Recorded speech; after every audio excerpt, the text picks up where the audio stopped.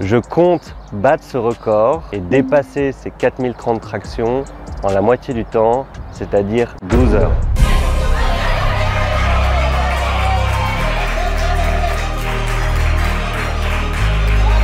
Pour moi, c'était l'occasion de m'attaquer un peu à un monument du dépassement mental et physique.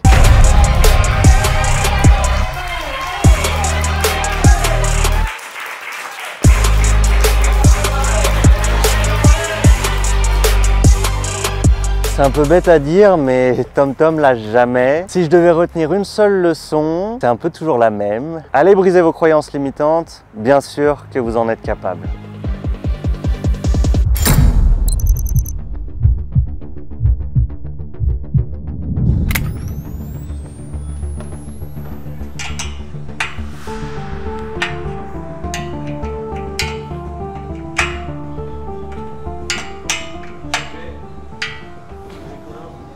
Hello, veille du challenge, on est vendredi 17h30, demain ça part à 9h sur la barre de traction. Je tente de battre le record de Goggins de traction, 4030 tractions. Je l'avais fait comme record du monde de 24 heures. Moi je vais essayer de faire ça en 12 heures. Pour ça je me suis préparé pendant 50 jours, c'est pas beaucoup. Quand on considère que généralement ceux qui s'attaquent à des heures de traction, ils font des mois. Goggins il avait fait 9 mois, voire des années pour ceux qui tentent le record sur 24 heures, 3 et 6 ans respectivement pour O et Truett Haynes. Je m'attaque à ce record pour les enfants atteints du cancer. Je fais une levée de fonds pour la recherche médicale contre le cancer pédiatrique. Voilà, le lien est disponible dans ma bio Instagram si vous souhaitez participer. Et moi, je vais essayer de donner mon max demain pour battre ce record. Je l'espère. Je m'occupe ici des derniers préparatifs. La forme est plutôt bonne. On s'est rendu compte du coup que la barre de traction n'était pas dans le bon sens. On va la changer afin qu'on voit bien que les répétitions soient complètes, c'est-à-dire bras tendu au début, bras tendu à la fin du mouvement et au milieu, bien avoir le menton au-dessus de la barre. Bras tendu, ça compte également pour la dernière répétition de la série. On ne peut pas lâcher la barre, ça ne compte pas. Il faut commencer dans cette position et finir dans cette position avec les coudes en amplitude complète. Pour l'équipement, comme du coup Goggins, O et Truett Haynes, je vais utiliser le classique, c'est-à-dire les gants et les maniques. En poids, je pèse 83 kg, c'est relativement lourd pour ce genre de défi. Généralement, les personnes qui le tentent font entre 60 et 70 kg pour O'Yohan et pour Truett Haynes. Goggins, c'était un petit peu plus lourd, mais il est également plus grand. De loin, on peut dire que j'ai l'IMC le plus élevé de toute la troupe. Malgré tout, on va voir ce que ça donne. Je réalise ce challenge du coup à ZFit, chez les copains qui m'accueillent pour réaliser ces heures de traction. Et en termes de stratégie, en termes de pacing, c'est-à-dire de nombre de tractions à la minute, demain, je vais faire quelque chose d'un petit peu spécial. Je vais faire tapis. C'est-à-dire que je vais tout donner, je vais partir sur un rythme qui est plus élevé que ce que j'ai fait à l'entraînement. Je ne vais pas en garder sous la semelle, je vais vraiment essayer de tout donner du début à la fin. Je risque d'exploser en plein vol, mais qui ne tente rien n'a rien.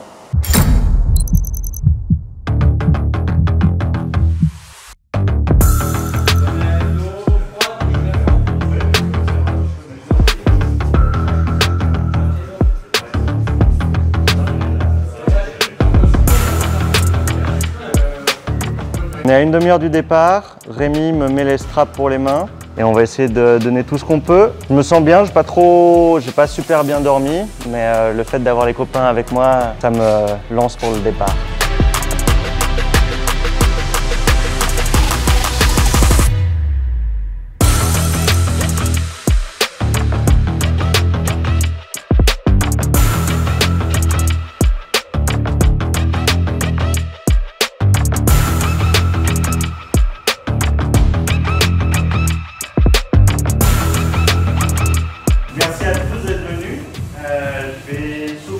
Aujourd'hui, on n'est pas garanti du succès et c'est aussi ce qui fait la beauté de la chose. Donc merci à tous d'être là, ça me fait vraiment chaud au cœur. On va pouvoir commencer. Allez.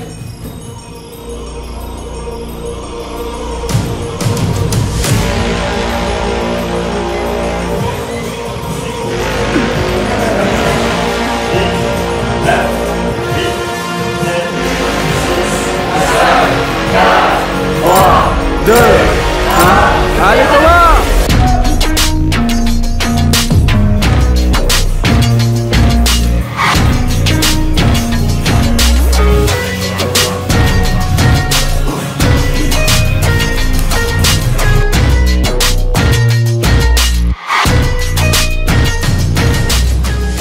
Qu'est-ce qui m'a poussé à relever ce défi? On est en off-saison, c'est l'été, la saison Hyrox est terminée. Moi j'aime bien toucher un petit peu à tout et varier ma pratique. Donc c'était l'occasion de chercher un challenge qui sortait de mon quotidien. Et j'aime justement les challenges bien difficiles, ceux qui me semblent presque impossibles parce que c'est eux qui me motivent, qui m'animent. Et je suis convaincu que c'est aussi par les expériences les plus difficiles qu'on apprend le plus, qu'on évolue et qu'on grandit.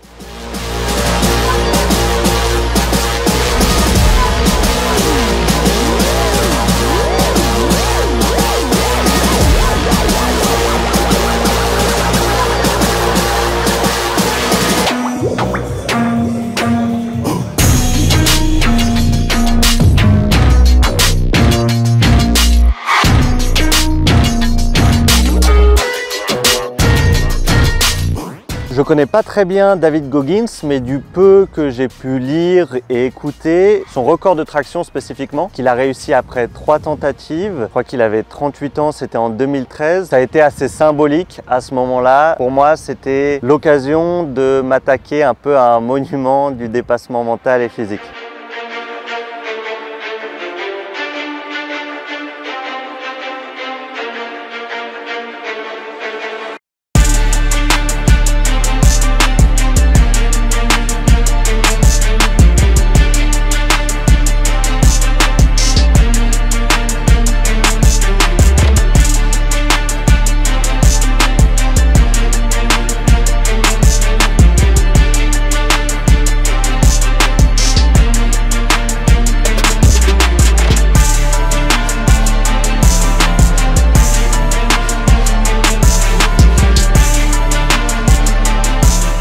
Pour aller au bout en 50 jours, il faut garder en tête le contexte. Ça fait plus de 9 ans que je m'entraîne à très haut volume, intensément. Là, pendant ces 50 jours, ce que j'ai fait, c'est spécifier mes entraînements pour que ça soit adapté au challenge, parce que j'ai pas vraiment fait beaucoup de traction durant la saison. C'est pas du tout ma pratique qui était très axée Hyrox. Donc j'ai dû faire beaucoup de volume spécifique traction pour ce challenge là. Les clés sont toujours les mêmes, il faut s'entraîner dur pendant longtemps. Donc j'ai fait des grosses séances, j'ai bien récupéré, j'ai essayé de gérer intelligemment ma charge d'entraînement sur les 50 jours pour éviter les blessures. Malheureusement, je suis pas passé à travers les mailles parce que 2 semaines avant le challenge, du coup j'ai développé cette tendinite du long biceps que j'ai essayé de soigner le mieux possible. La difficulté majeure, c'était de concilier cette préparation avec l'à côté qui sont mon boulot de doctorant en intelligence artificielle et sciences du sport, ma vie perso, les autres entraînements de la préparation du coup pour la saison à venir Hyrox. Donc en plus de l'entraînement traction de la journée, j'avais du coup mon entraînement spécifique course à pied ou Hyrox, ou bien un entraînement au seuil ou VMA course,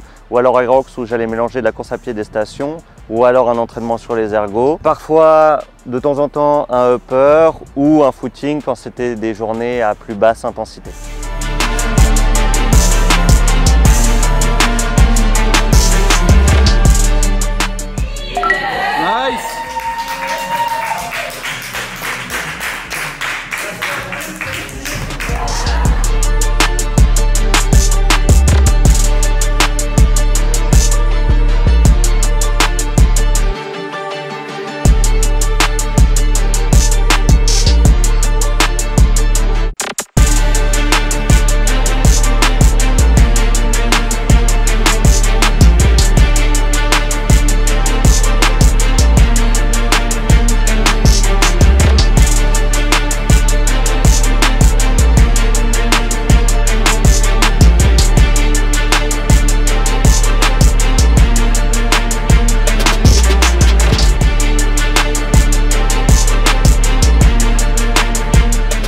C'est un peu bête à dire, mais Tom Tom l'a jamais, sauf exception cas de blessure, parce que pour moi la santé et la longévité sont inestimables et elles valent toutes les performances du monde. Si j'avais senti que je risquais de me déchirer quelque chose, m'abîmer une articulation ou des tendons, peu importe, j'aurais pu lever le drapeau blanc parce que pour moi, une performance, ça peut toujours être fait ou pas, mais finalement on s'en fout. Moi, ce qui m'importe, c'est de pouvoir courir avec mes petits-enfants, de pouvoir bouger sans douleur, de pouvoir continuer à profiter en fait de mon corps, du mouvement qui pour moi est en fait un privilège. C'est la seule exception pour laquelle j'accepte d'abandonner. Si j'ai pas de douleur ou pas de signe d'un danger, il n'y a pas de raison que j'abandonne. Au pire, j'arrive pas au bout du challenge, j'échoue entre guillemets, c'est-à-dire que je mets plus de temps que ce qui était prévu ou j'ai plus de force pour faire une traction, mais je suis allé au bout de mon potentiel, de toutes mes ressources. J'ai donné tout ce que j'avais et c'est ça qui importe pour moi, c'est ça le plus important. C'est pas de réussir entre guillemets le challenge au niveau quantitatif, c'est d'avoir utiliser tout ce qu'on avait, d'avoir tout donné. Parce que si on échoue, si on n'arrive pas au chrono ou à la performance voulue, c'est toujours un apprentissage, c'est toujours un progrès supplémentaire, des leçons à en tirer. Ce qui fait que non, j'abandonne pas parce que je pense que je ressens une forme de responsabilité envers mes proches, envers mes futurs enfants, envers vous qui me soutenez tout du long et puis aussi envers l'association Imagine for Margot pour qui je levais des fonds pour la recherche médicale contre le cancer de l'enfant. Cette responsabilité, elle me motive et elle me tire vers le haut à ne jamais rien lâcher parce que j'ai ce devoir de représenter la personne que je veux être aux yeux de ceux que j'aime et puis à mes yeux aussi.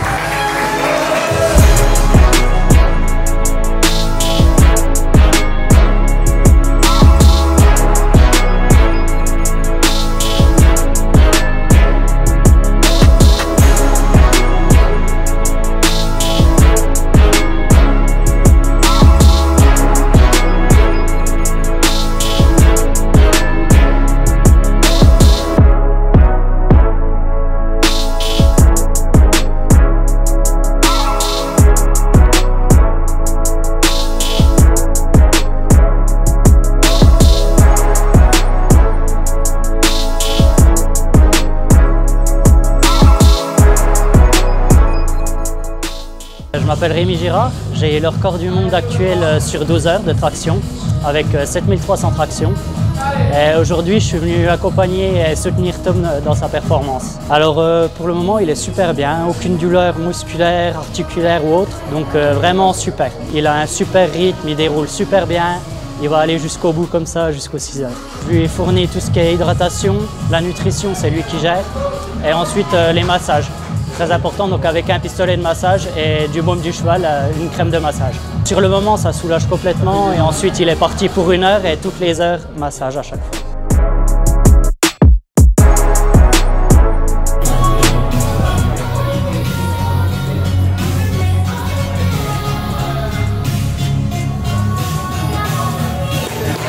Nice, Tom, nice, nice.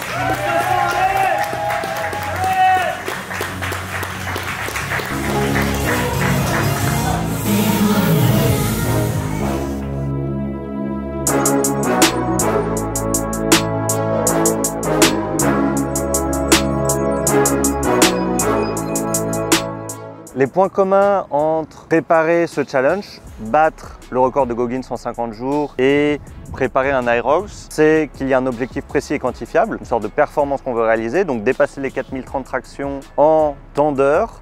Je m'étais fixé 12 heures. Un Hyrox ou une course sur route, par exemple, ça va être la même chose, c'est réaliser tant de kilomètres en temps de minutes. L'autre point commun, c'est que pour ça, il faut une préparation afin d'arriver prêt le jour J, physiquement apte à réaliser cette performance sur une durée déterminée. Donc là, je m'étais fixé 50 jours pour un autre objectif, un triathlon, un Hyrox, une course. On aura aussi une deadline qui est fixée par la date officielle de la course. Là, ma deadline, c'était la date finalement que moi, je m'étais fixée par mes contraintes. Les différences, c'était que ce challenge était solo, donc c'était pas avec d'autres personnes qui allaient réaliser des tractions à côté de moi. C'est aussi très spécifique par rapport, par exemple, à une course sur Hyrox, où là, on a différentes stations à travailler. Ici, c'était que des tractions. Et je pense que l'autre différence, ça allait être la durée. Là où, pour les courses un peu standards, triathlon, course sur route, Hyrox, on est sur des durées de environ 1 heure, parfois 2. Là, on savait que ça allait durer plus longtemps. Ça se rapprochait plus d'un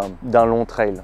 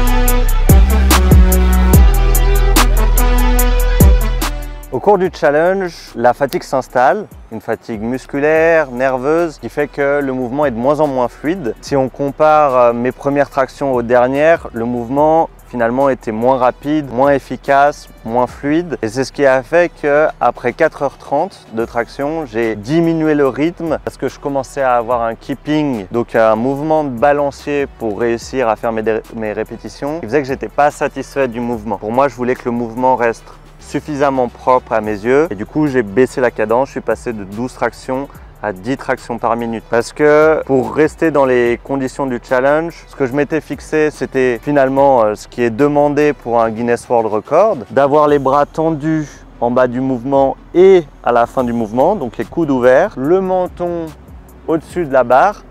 Le keeping était autorisé, d'ailleurs tous ont utilisé du keeping. Je ne m'étais pas fixé sur le fait de ne pas en utiliser et il y a eu des moments où j'ai un petit peu utilisé cette impulsion, mais je voulais réduire au maximum cette aide parce que c'est pas un mouvement que j'apprécie, je voulais avoir le mouvement le plus propre possible. Et c'est pour ça que j'ai diminué. D'ailleurs, en termes d'équipement, ce qui était autorisé, c'était les gants et maniques. C'est finalement quelque chose qui permet de ralentir la dégradation au niveau des mains parce que la peau commence à se déchirer à main nue alors qu'avec des gants, ça arrive un peu plus tard. Ça permet de rentrer plus tardivement dans la douleur.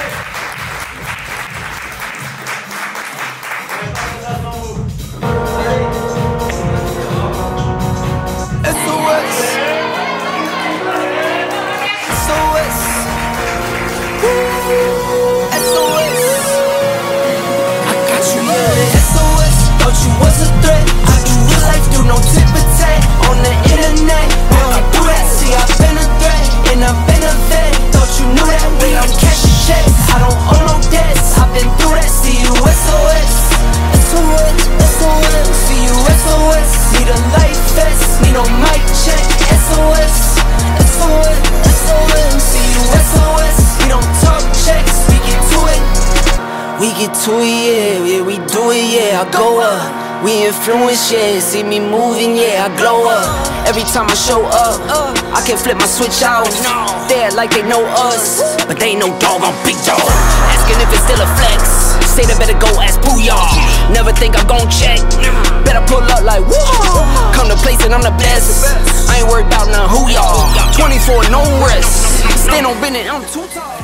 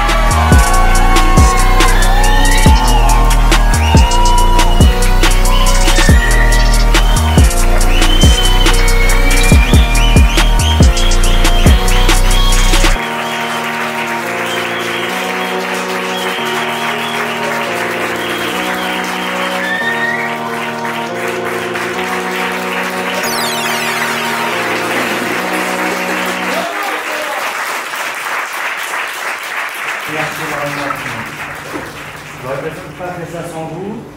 Je suis pas sûr que je serais allé au bout. En tout cas, ce qui est sûr, c'est que j'aurais jamais fait ce chrono. On aurait été la montre là. Et ouais, franchement, merci énormément. C'était, j'avais aucun doute, hein, mais vous avez donné une énergie. Et sans pareil, c'est le moment où j'ai envie de chialer. Je verser une larme, mais pour moi, c'est inestimable et c'est des moments qui sont toujours très formateurs. Parce que tout seul, je ne peux pas aller pousser comme ça, aller chercher mes limites.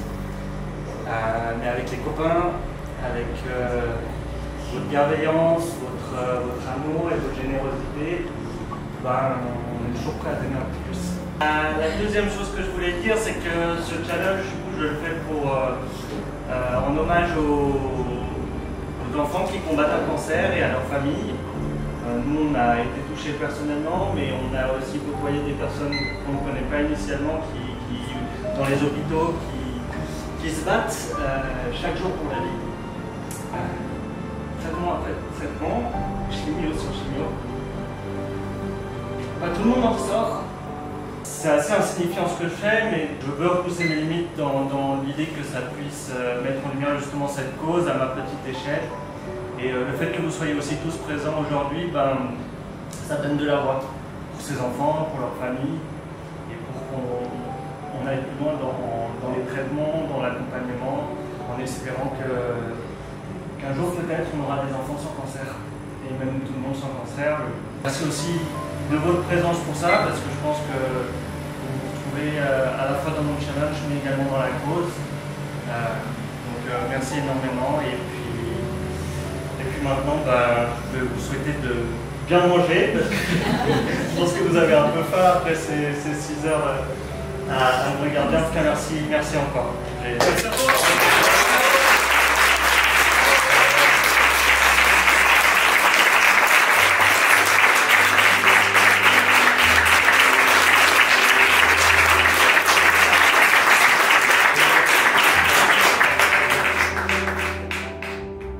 Ça m'a beaucoup touché d'avoir le soutien à la fois à distance, qui m'avait encouragé tout au long de la préparation et avant le jour J. Et également des personnes qui ont pu venir à la salle ZFit lorsque je réalisais le challenge. C'est toujours quelque chose qui me porte. J'y suis assez sensible, et que ça soit pendant les compétitions officielles Irox où vous nous criez dessus pour qu'on se transcende au moment de l'effort, ou à des moments comme ceux-là pour des challenges un peu off où les personnes viennent dire un petit mot d'encouragement, donner de la voix quand il faut, quand ça devient dur. C'est quelque chose qui me permet d'aller chercher les ressources supplémentaires pour faire une meilleure performance que ce que je ferais tout seul. Ça me rappelle à chaque fois à quel point on va toujours plus loin ensemble que seul. Donc je tenais à remercier tout le monde. Vous qui m'avez encouragé à distance, et également les personnes qui étaient présentes le jour J pour donner de la force, donner du soutien et faire en sorte que j'aille au bout le plus rapidement possible. Pourquoi 50 jours? Eh ben finalement, je me suis lancé dans un challenge un peu différent de ce que je faisais au cours de l'année, mais j'étais quand même limité par les échéances de la saison. Donc la saison Irox reprend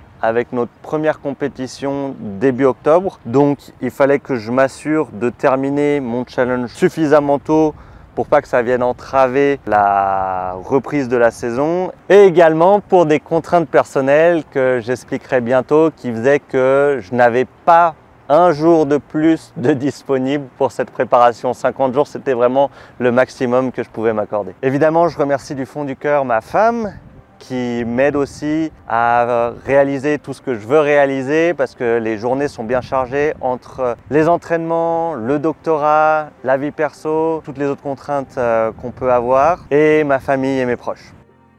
Pourquoi je me suis laissé seulement 50 jours de préparation? Il se trouve que le 23 août, le jour que je m'étais fixé pour battre le record, était la veille de la période à partir de laquelle bébé pouvait naître. Car oui, ma femme et moi attendions un petit bébé. Tonton Tom Tom allait devenir papa et je souhaitais m'assurer d'être totalement disponible pour la naissance de ma fille qui est arrivée 1 mois après le challenge.